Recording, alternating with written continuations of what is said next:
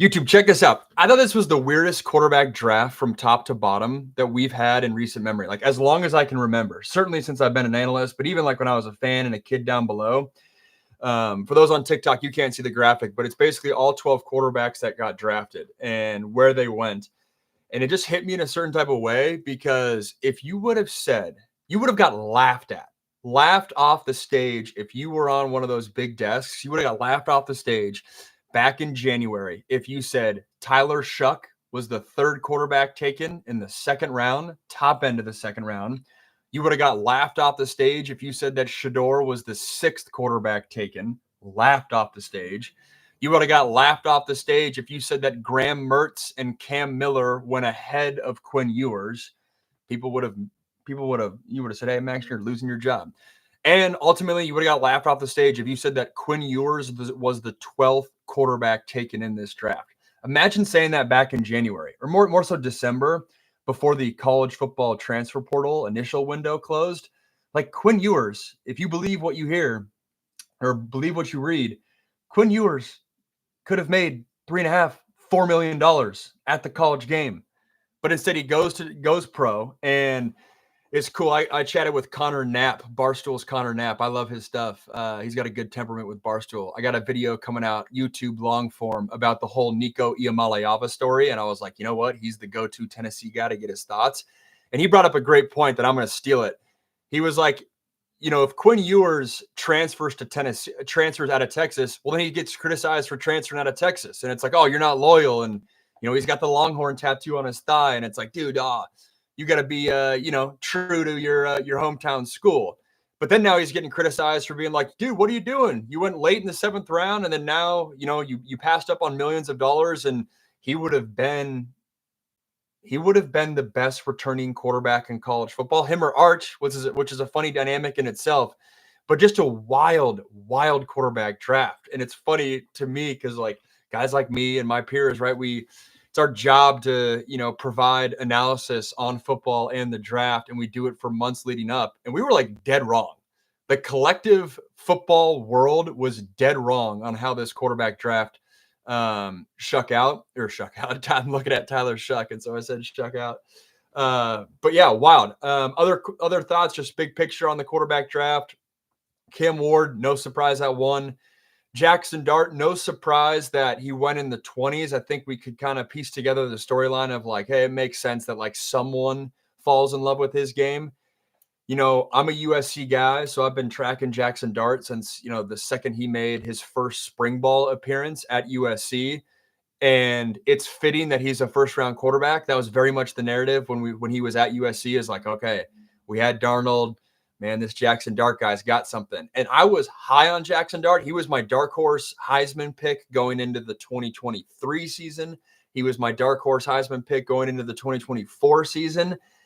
And then I got influenced by the rest of the media, where I was like, you know what? I was like, I'm losing steam. I was like, what am I missing, kind of thing. But I've always loved Jackson Dart. It's the random interceptions that I think made me lose steam with him. He has some ugly interceptions, which, hey, hopefully when he gets to the NFL, and I've said this before, true OGs will remember me saying this, but I think the mentality of guys shifts when they go from college to NFL, where in college, a lot of these guys might feel the internal push to play hero ball all the time. And it's like, I got to put up 35 points a game, 40 points a game, or my team doesn't have a shot.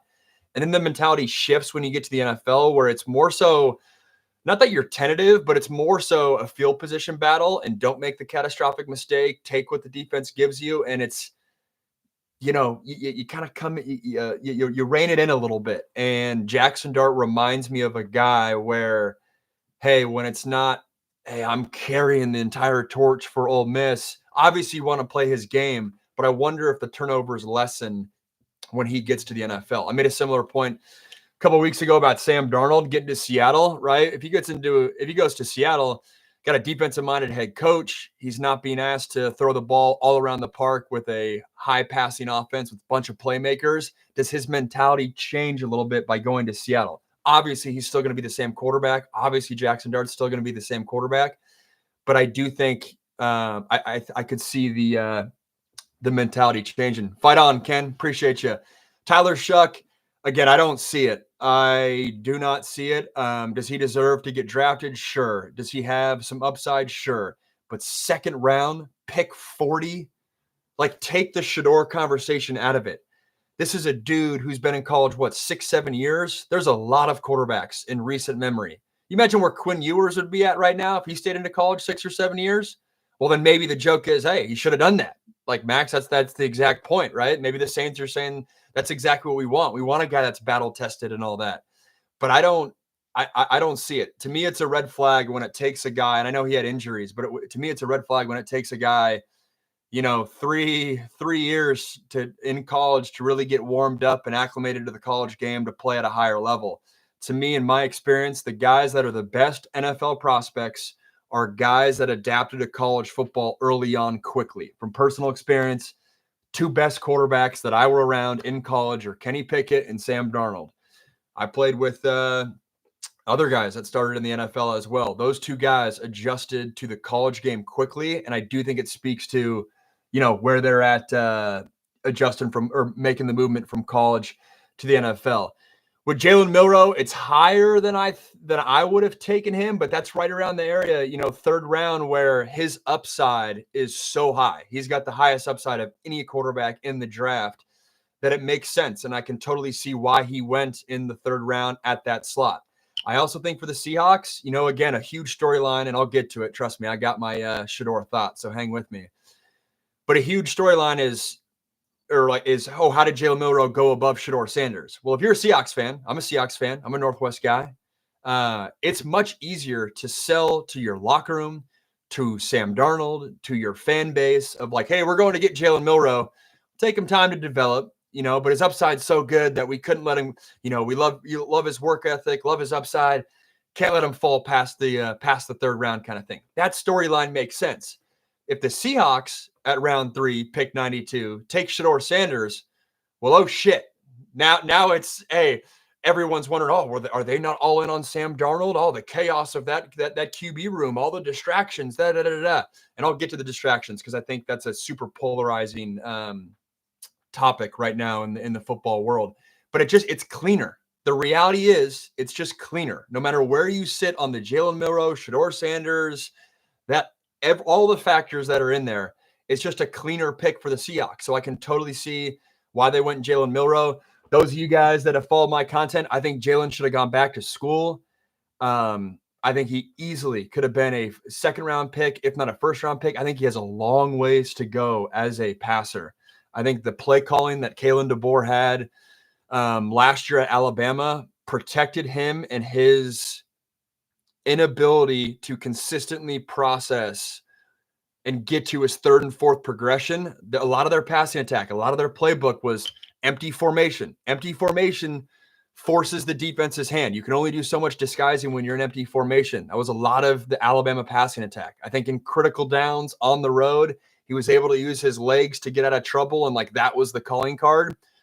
Jalen Milroe is certainly going to have his legs still be a factor at the NFL game, but it won't be as much, and I think he had a lot to develop as a passer. So I wish he would have gone back to school, but Seahawks get the quarterback prospect with the best upside.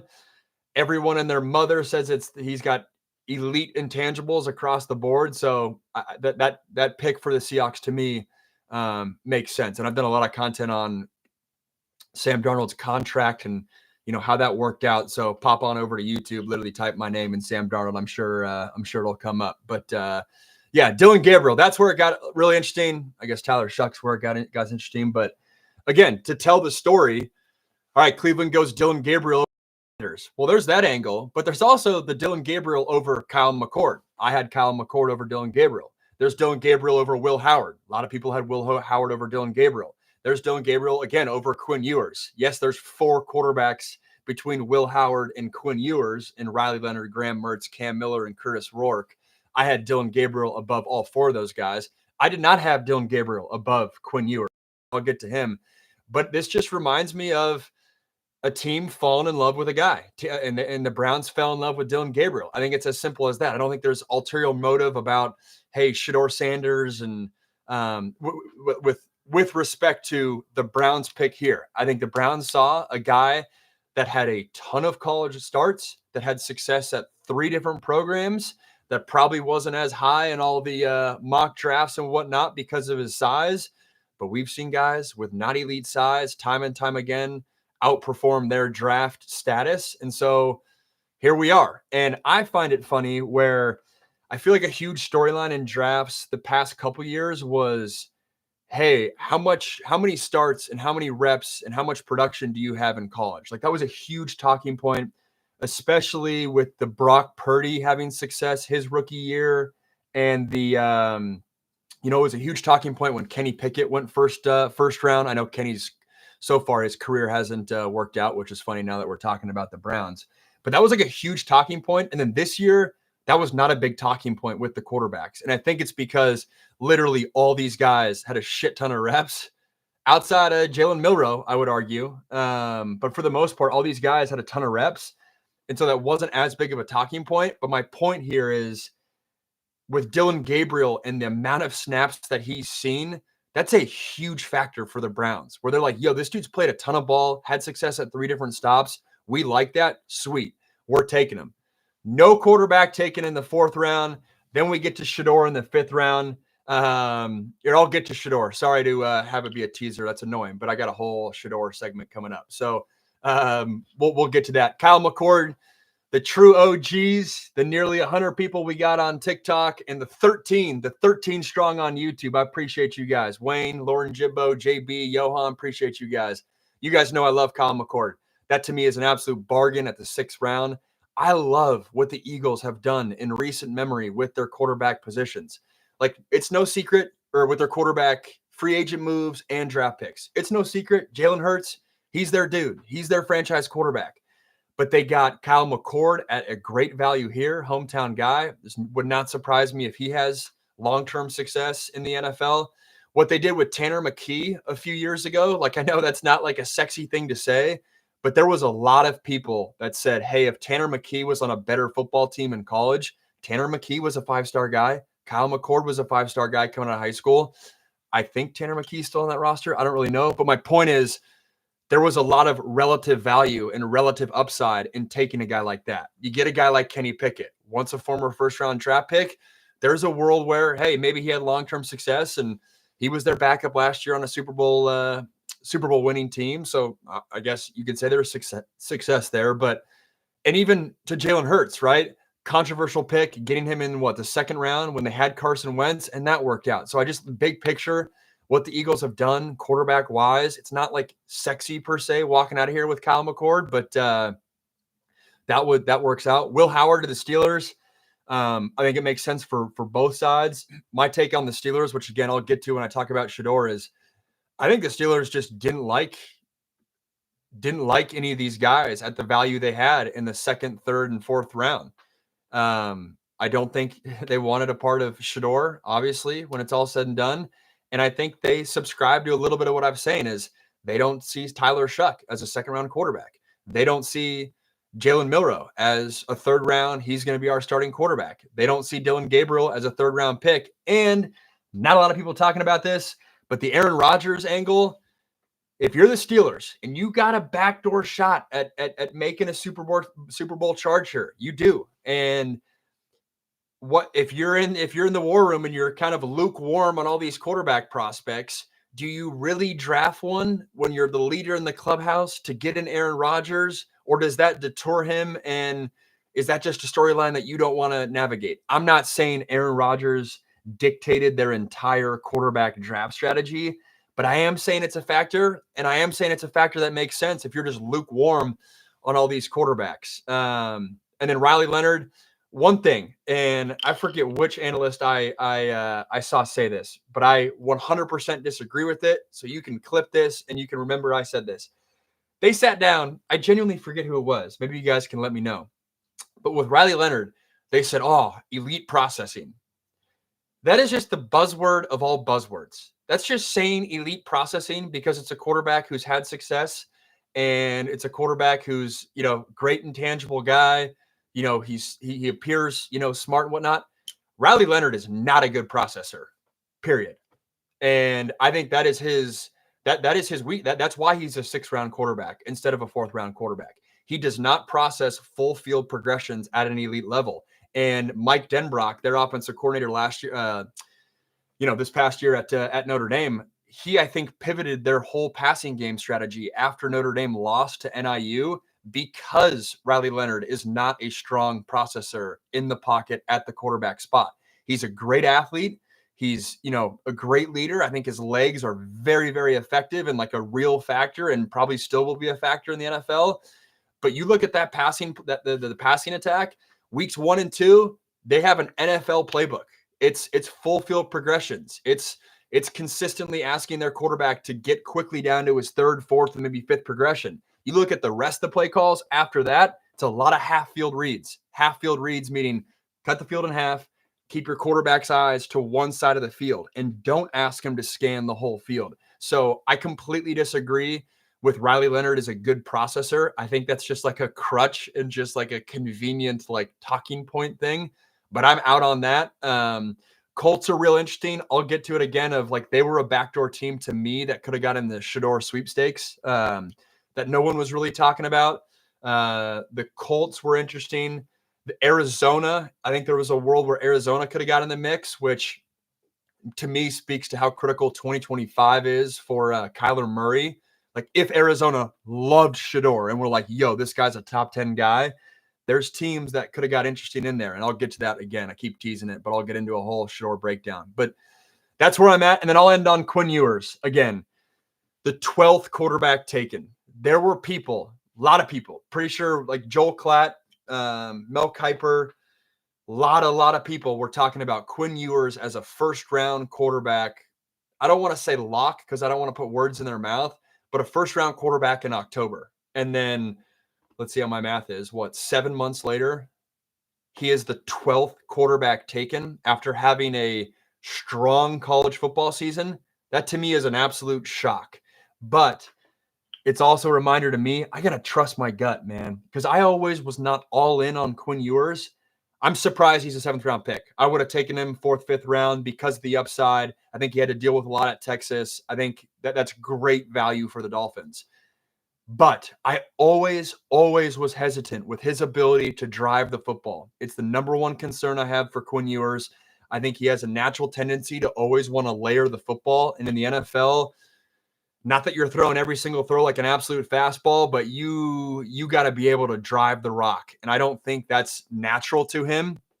And I think he's going to have to, I was going to say he's going to have to work on it. No, at this point in his career, he is who he is. And it's funny because I think Tua doesn't always drive the football, right? He's much more of a layering quarterback. So that could make some sense there.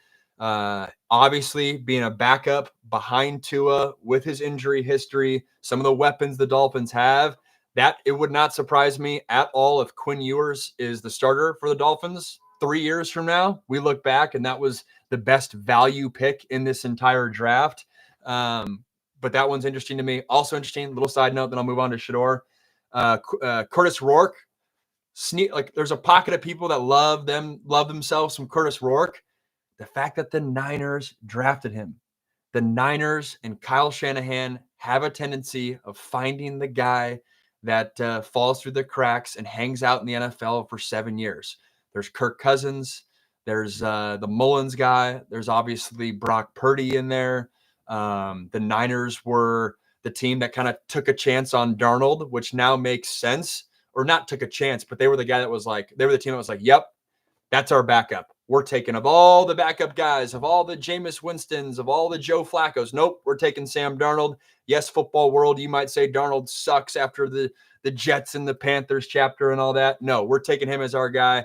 And obviously the Niners were totally right there. And I think Minnesota took a page out of their book. So I just think big picture, the whole theme of this little segment thing right here was as weird of a quarterback draft as I can remember.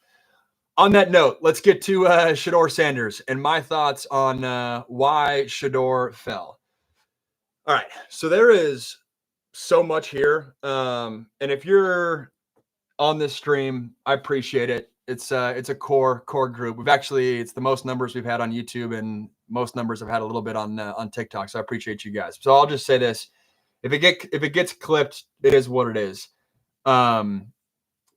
I struggle as an analyst. This is just kind of an inside look into me. When people bring in the race-related comments on Shedeur, and I'm not going to go deep into it. I'm just telling you guys that I struggle with that because I also know it's not my place necessarily to dive into that, but I sit here as someone whose job it is to analyze football. And when respected voices bring in the race comments, I struggle with that because I disagree that the reason that Shedeur fell was because of that. I'll leave that there. That's my 2 cents there. I will say, why Shedeur fell. I think to me, it starts with 2/3 of the NFL came into this draft saying that no matter what happens, I don't care if it's Cam Ward or Shedeur Sanders, there's no way we're taking a quarterback in the first 3 rounds, period. That's one thing that gets lost in like all this stuff is 2/3 of the NFL. I counted it, or I guess just a little bit less. 18 teams came into the first 3 rounds NFL draft, not in the market for a quarterback, period. So there's only 12 landing spots for a guy like Shedeur, which we like lose track of that. I mean, we like know that. I know you guys know that as I say that. But to me, this isn't like the NBA draft where, hey, even if you have, one small forward, you can always have another small forward. Even if you have Jalen Brunson, you can always have another point guard. Like at a certain point, best available is best available. That's not the case in the NFL. And so when only 12 teams are in the market, and there's a stretch, 6 of those teams are like not really in the market. But when there's only 12 teams in the market to draft Shedeur in the first 3 rounds, there's only so many slots to do that. How I break that down, I think there's 5 tiers. Of the teams that were remotely in the market for Shedeur in the first 3 rounds, it's the Tennessee Titans, it's the New York Giants, it's the New Orleans Saints, it's the Cleveland Browns. To me, it's the Arizona Cardinals. Again, I think Kyler's their guy, but I think there was a world where the Cardinals could have got involved in Shedeur. It's the Las Vegas Raiders. Again, they got Geno. I get that. It's the Miami Dolphins. They got Tua, but there's a storyline where they could have got someone. It's the Seattle Seahawks. Same, Darnold. It's the Los Angeles Rams, and it's the Pittsburgh Steelers. I bucket those 12 teams into 5 different groups. The Giants and the Titans, they found their guy. Shedeur Sanders wasn't their guy. Cam Ward and Jackson Dart were their guys. So that's 2 teams that, like, to me, it's not controversial. Titans take Cam Ward at 1. Giants are like, no, we like Jackson Dart better than Shedeur Sanders. Or we like the value of Jackson Dart late in the first round, trading up, than, not getting an elite edge rusher and having to take Shedeur instead. So to me, that's not controversial. Those 2 teams are out. I'll get into it, but I'll say that I titled this, Fell in Love with a Guy Different Than Shedeur. I think that's New Orleans and Cleveland. Did New Orleans sit there and think about Shedeur in the second round? I'm sure they did. But they took Tyler Shough super early. Like, take Shedeur out of the conversation. That's early for Tyler Shough, in my opinion, regardless. But obviously the Saints fell in love with Tyler Shough in some way. For Cleveland, like we talked about, they fell in love with Dylan Gabriel to take him at the third round. That's early.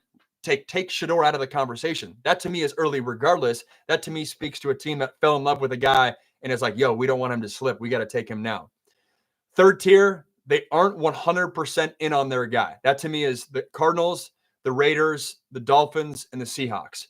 Raiders, Dolphins, and Seahawks, all 4 of those teams. You might be like, Max, you're out of your mind. You might be a Cardinals fan and say, Max, get out of here. We're all in on Kyler. That's nonsense. You might be a Raiders fan and say, you know what? We just paid Geno a shit ton of money. What are you talking about? We're all in on Geno. But I do think behind closed doors in the war rooms, those 4 teams are all like, you know what? There's a lot of value for Shedeur in the 3rd round.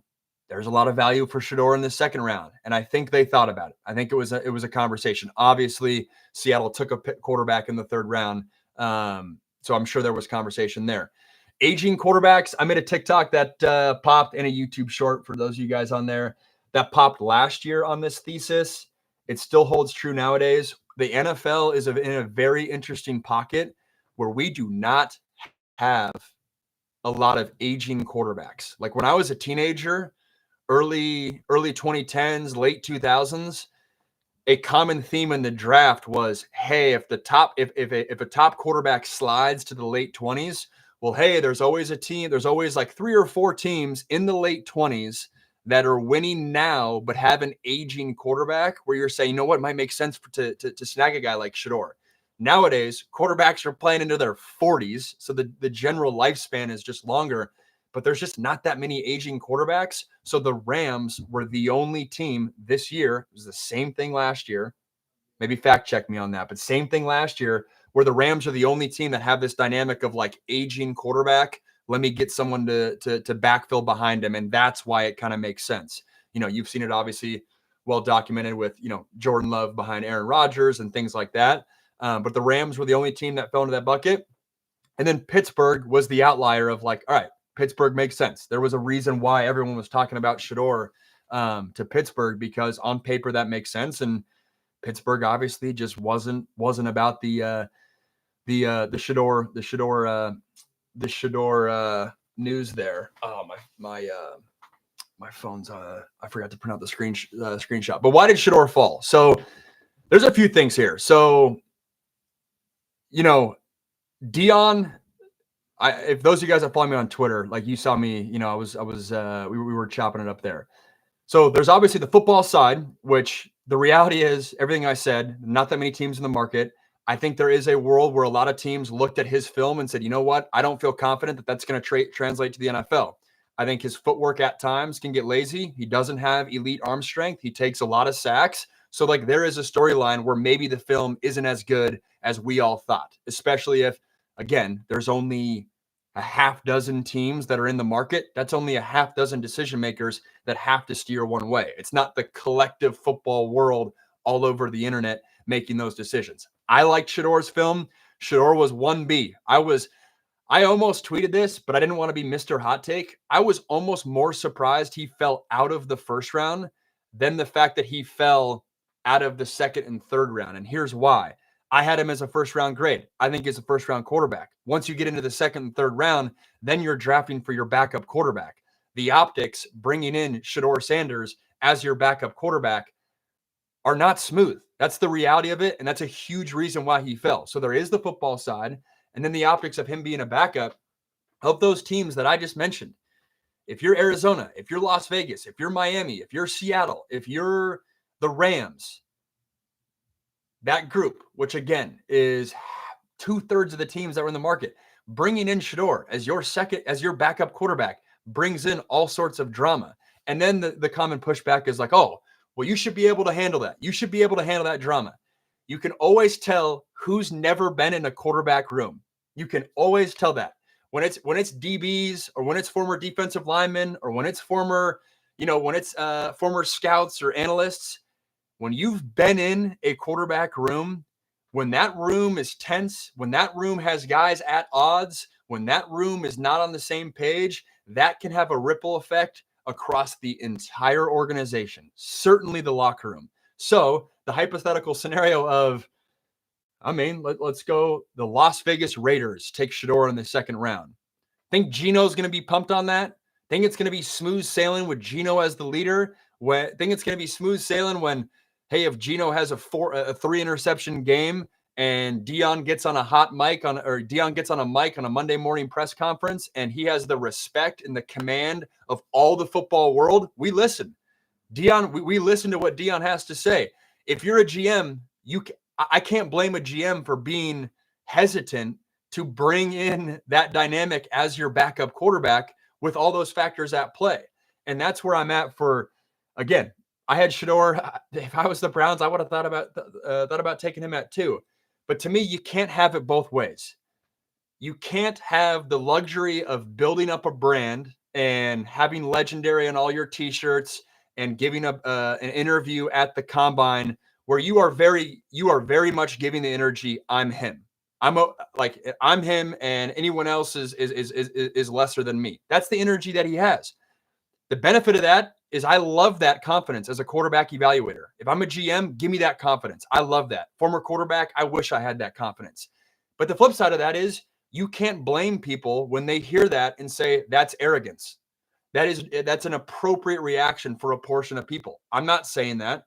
I think that's confidence. He's got the swagger. Again, as a quarterback evaluator, former quarterback, I'm envious of that. But you can't be then mad when some decision makers are being like, yeah, that ain't my vibe. I'm not rolling with that. Like that to me, that to me is a fair reaction to it. Those of you guys that were on my live last week, it's the same reason I'm critical of Bryson DeChambeau. You can't have it both ways. You can't be the guy, if you're DeChambeau, giving Rory McIlroy shit for missing a 4-foot putt on the putting green when they did that little driving range competition and he made that joke. And then 5 months later, act like you're surprised and your feelings are hurt when Rory's not talking to you on Sunday at the Masters.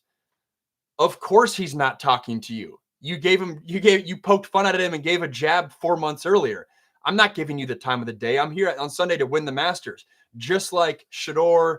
And for what it's worth, I don't think Shedeur and Dion are playing the victim here at all, period. It's other people playing the victim on their behalf. You can't have it both ways. You can't give the tone consistently, my shit doesn't stink, and I'm him, and I'm that dude.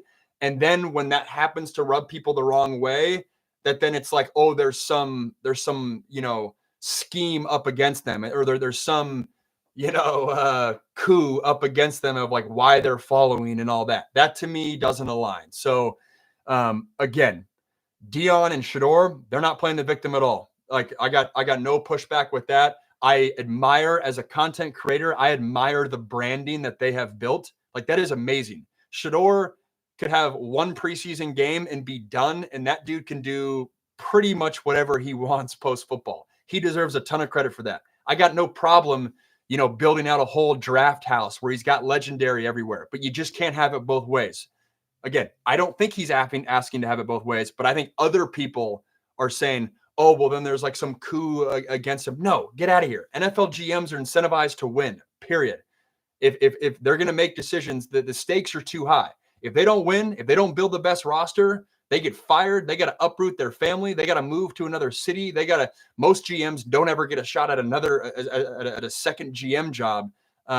So I think the football on-field stuff was a factor. And the reality is the off-field stuff was a factor as well. And that's what you built. That's what you built. If Dion is going to go on his Monday morning press conferences and call out reporters, he doesn't have to call out reporters. I got no problem that he does call out reporters. That's the media game. If you want to spar, let's do it. But then you can't blame GMs if they watch that and say, you know what? Little concerned that one of the most respected voices in football, Shedeur Sanders, has an open mic to the world that the football world collectively locks into every Monday or whenever he does it post game. Yeah, it gives me a little concern that might not be the best thing for my locker room. I'm not saying that's the only factor of why he fell, but I'm saying that's a legitimate factor for why it was analyzed, and it's appropriate for them to bring that into their draft analysis. One other point I wanted to talk about this that I just found interesting is on Wednesday and Thursday leading up to the draft. Thursday leading up to the draft, a common pushback was like, I can't stand these anonymous quotes and all these negative storylines that scouts and NFL members are portraying about Shedeur. It was basically alluding to Shedeur. And in years past, I feel like that's been a common talking point for like, hey, teams trying to, maneuver their draft slot, right? If they're picking 15, they might leak some storylines about the guys that teams 13 and 11 might want. So maybe those guys, fall to me at 15 and kind of the gamesmanship there. I get that. This year, though, we were bad mouthing a lot of that reporting on Wednesday and Thursday about false storylines and being like, hey, man, these NFL scouts, sorry, I'm getting text. These NFL scouts, like, they don't know what they're talking about. Well, turns out they did know what they were talking about. And there was some legitimacy to the reports that, hey, the behind the scenes meetings maybe didn't go according to plan. And I saw Brian Daboll's interview where he was asked, hey, it was reported that Todd McShay said that you had a bad meeting with Shedeur Sanders. And if you caught it, savvy move by Brian Daboll. If you caught it, he said, yeah, or he goes something like, Yeah, all our quarterback meetings were productive. Yeah, we had good quarterback meetings. Yeah, productive means that, hey, you got the answers that you needed to get. So if Shedeur came in there thinking that his shit didn't stink, well, that's the answers that the Giants needed. So it was productive. It was a good meeting. Just because the meeting didn't end in you loving the guy doesn't mean it's a bad meeting. It's all data, it's all information. And so I'm just pointing that out because, sure, do some of the fake storylines come out? That's fair. But I do think there was legitimacy to these anonymous reports that is a good kind of check yourself next year when that stuff happens. And I feel like it was, we've fallen into this like, fake news kind of, or like the I won't go there, but just, it's a manufactured report. Well, it sounds like that wasn't the case. And I think those meetings and the whole pre-draft process for Shedeur was probably not optimized from his camp. There's a clip that Tom Pelissero posted. It's like a 2.5-minute clip. I forget where it was at, but he worded it the best of anyone that I've seen in terms of Shedeur in the pre-draft process went to the East-West Shrine game rather than the Senior Bowl. That was a business decision that his camp made that you could make the argument, if you're a top quarterback, you go to the Reese's Senior Bowl. Everyone does that. He did not elect to do that. That's his decision. Did not showcase in the Big 12 or did not throw or compete, I don't believe, in the Big 12 showcase, elected to have his own side workout. Well, that is sending a message that I am bigger than this showcase event. In hindsight, probably should have competed in that Big 12 showcase event. So all sorts of little dynamics there. They all play a factor. And we say that about other quarterbacks, but it's almost like when it's Dion or when it's Shedeur, which I get because Shedeur is a prospect unlike anything we've ever seen before in terms of the branding and the voice and the platform and the lineage and the whole deal. But I think there was some mishaps in how they handled that pre-draft process. I was talking about this with a friend recently, and it's interesting because think back to last year's draft with Caleb Williams, where people were critical of his personality, just like people were critical of Shedeur Sanders. But Caleb had the ability, whether you liked his fashion off the field, like that was a criticism, right? Like all the off the field interests and all that, and all the just everything that came with Caleb's personality. If you didn't like that, fair, that's your opinion. But we could all agree that Caleb had the ability to turn it off and lock in to the way that football hardos want their quarterback to lock in when it was time. I don't think you can debate that. With Shedeur, you can debate that. I haven't been in a locker room with Shedeur, but I think it's a reasonable conclusion to be like, he takes that off-field persona and carries it right onto the field all the time. I don't think that's the case necessarily with Caleb. Caleb, he might walk in pregame with the Gucci fit and all that. The second he gets his helmet on, it's quarterback.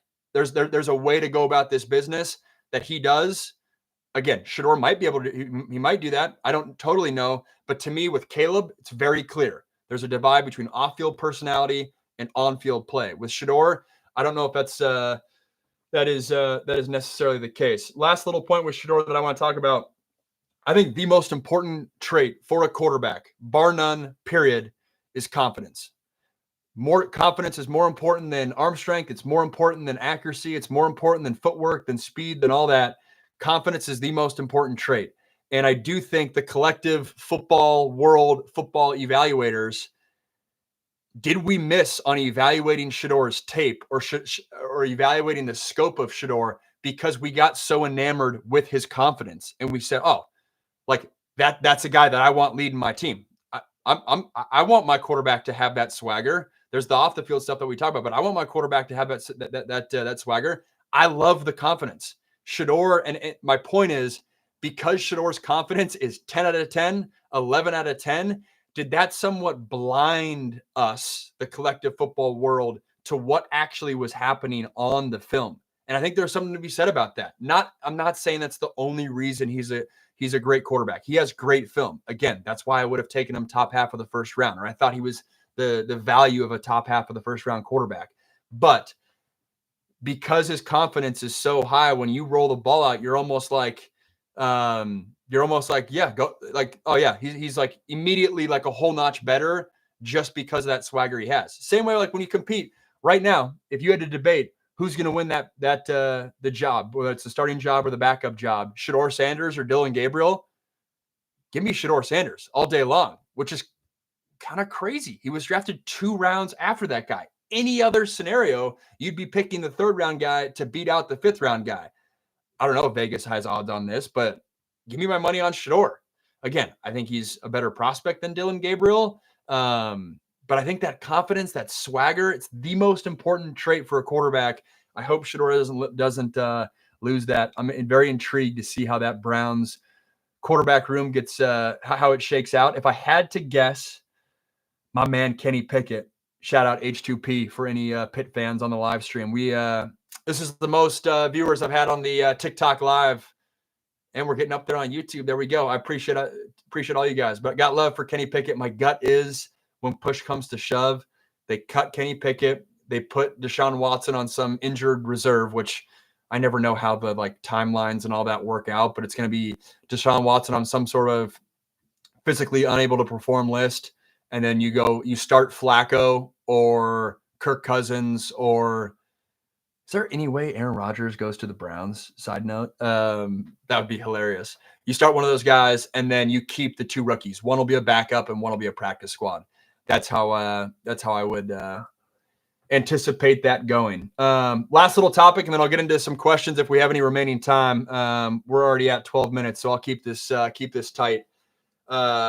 I want to talk about why I think Travis Hunter to the Jags makes sense. And full disclosure, I have a habit of when I am doing my analysis of if the entire football world is going one direction, I naturally go all right, what are we missing here? When everyone's saying the Jags pick was the dumbest thing ever, or the Jags trade was the dumbest thing ever, I naturally have something in my system. I do it in life, and I do it in football, and I do it in analysis. Is well, guys, believe it or not, James Gladstone is incentivized to make the best decision for his team.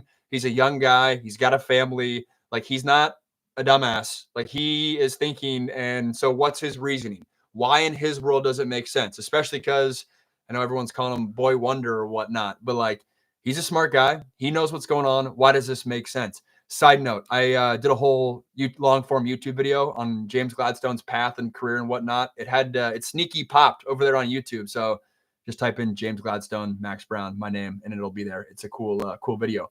But with the more I settled down, again, I would not have made this trade if I was the Jags, but I do think it's not as crazy as we're all making it out to be. So before the draft started, Jags are sitting there at 5. It was well documented throughout the entire draft process that after pick 3, there was a substantial drop off in terms of the blue chip talent, right? You had Cam Ward, Travis Hunter, Abdul Carter, and then if you're picking 4 or 5, there's a substantial drop off. So if you're the Jags, you're sitting there saying, hey, we stay put. And no, I know everyone was saying Ashton Genty, but again, that's a running back in a deep loaded running back class where in your mind, you can tell yourself, hey, we can get running backs later on in the draft. That's exactly what the Browns did at their slot, but you can get running backs later on in the draft. That's one angle. You're also sitting there saying at 5, all right, we either can get Will Campbell or Mason Graham. Those guys are great prospects, but in the grand scheme of Will Campbell, Mason Graham, I can tell myself as a GM, I can get guys that are 85% of the way there from a Mason Graham, Will Campbell skill level. In the 2nd, 3rd, 4th round, I can develop guys. We can get those types of prospects. Again, I know it's top end of the 1st round, but those guys are not those guys are not Joe Alt. That's my point. Those guys are not, these elite can't miss defensive tackle Mason Graham. He'll probably have a great career, but in the grand scheme of football, you can find guys that can comp there. Travis Hunter, he is a generational talent, period. And I don't use that term lightly. There has been no one in my lifetime that has been the prospect like a Travis Hunter, where I think like he said, there's value at receiver, there's value at corner. I think if he focuses at corner, you can lock him on one side for the next 10 years, not think about it, and he'll be a Pro Bowler for the next 10 years. I think he's that good.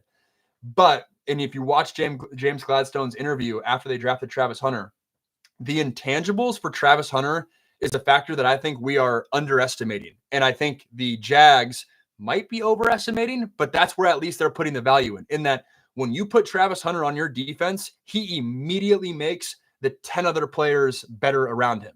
Versus when you put Will Campbell on the Patriots, he makes the Patriots better.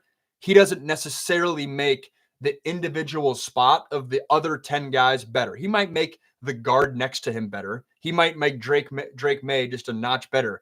But Travis Hunter walking out in warmups with the swagger, with the confidence, he no doubt makes your entire defensive back room better. He takes the mindset of an average corner to be like, no, I got a dude on the other side of the field.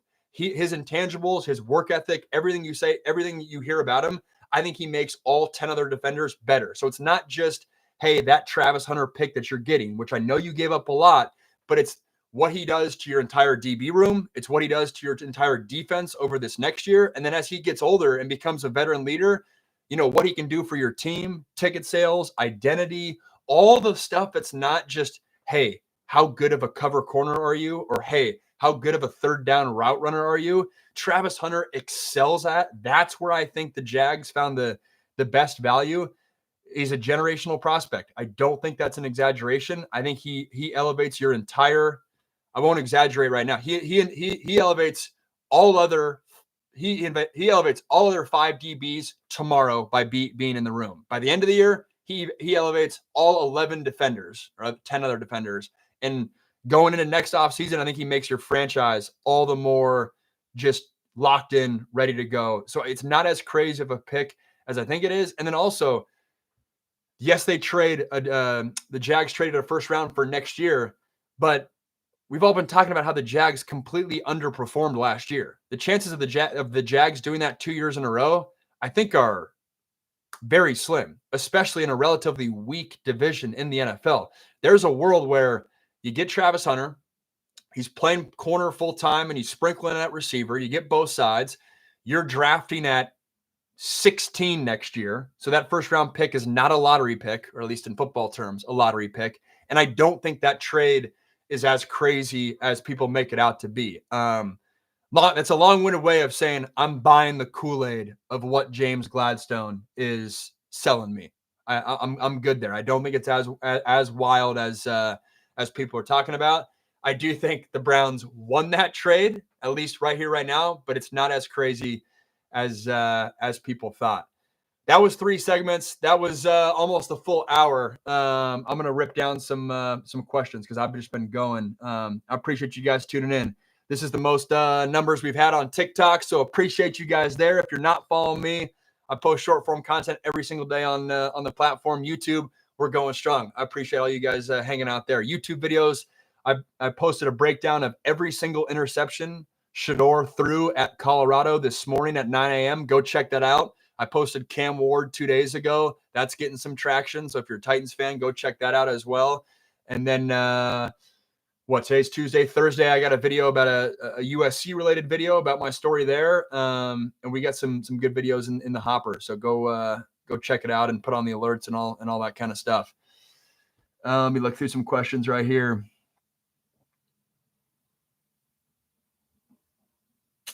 Will never be an all-pro. Trevor Bohm, Mason Graham feels like such an asset, though. Yeah, I think Mason Graham is a high floor prospect. That's for sure. But again, yeah, the generational talent of Shedeur. I'm reading some comments. Lord Jimbo, always holding strong, baby. Desperate. Jags are desperate for a winner. Hunter makes them relevant. At least people are talking about the Jags. I mean, that's business. That's the reality of where it was at. Or where it is at, excuse me.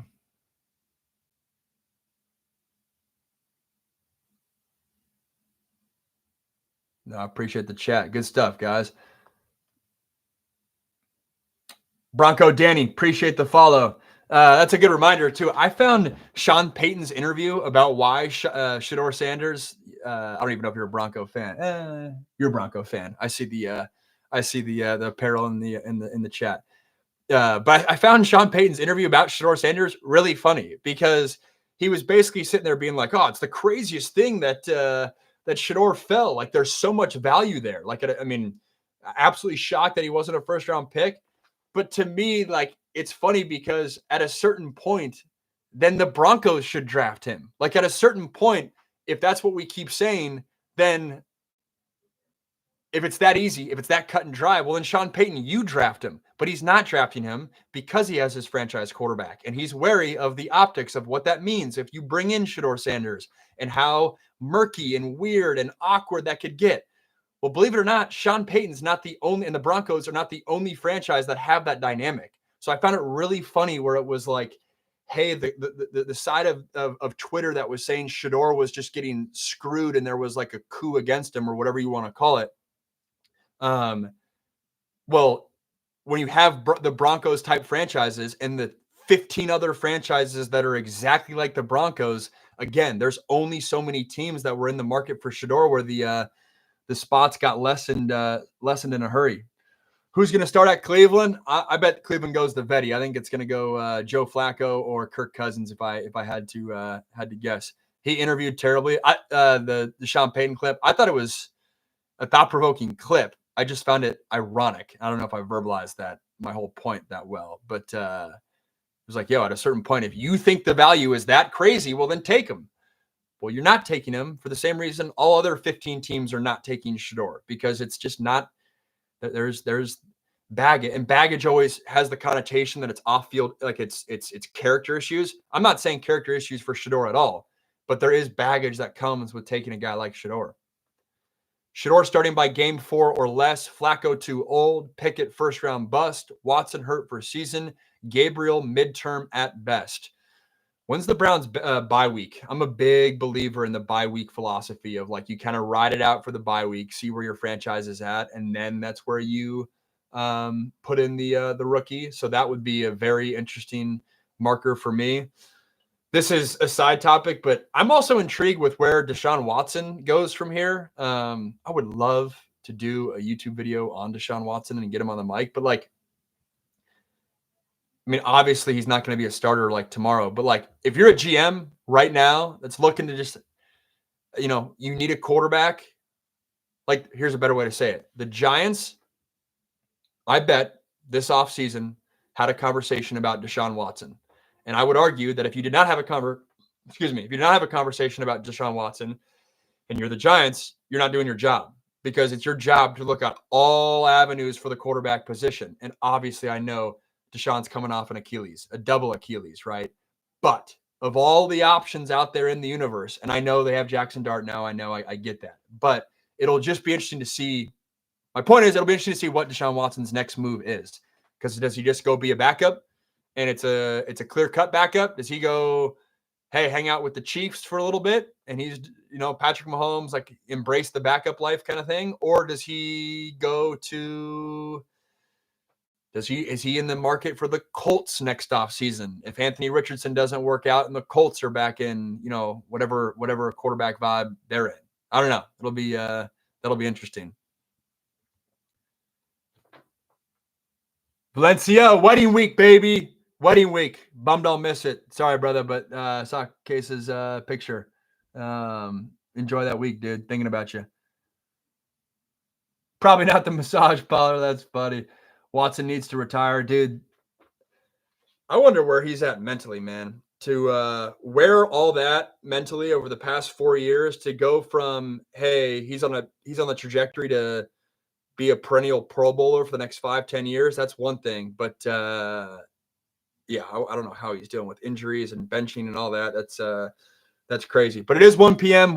Pacific. I appreciate it. This is by far the most traction we had on TikTok in recent memory. I appreciate all you guys. If you're not following me there, check it out. Right as I say that, it's funny. TikTok's making me re-register to make sure I'm not a robot. One sec. We're good to go. But shoot me the follow there. Don't miss any content. YouTube, holding strong. I'm going live every Tuesday at noon, every Thursday at noon Pacific. Mark that in the back of your mind. I'll keep trying to post updates and whatnot, and appreciate the feedback. It's been a fun 2025 so far. Still rocking and rolling on the short form content, but then leveling up on YouTube in a big way, which I'm fired up about, and excited to take this live momentum into football season. Hoping to do like game previews, betting lines that I like, little things like that. So I appreciate it, guys. This was fun, and I'll see you on Thursday at noon Pacific. Peace.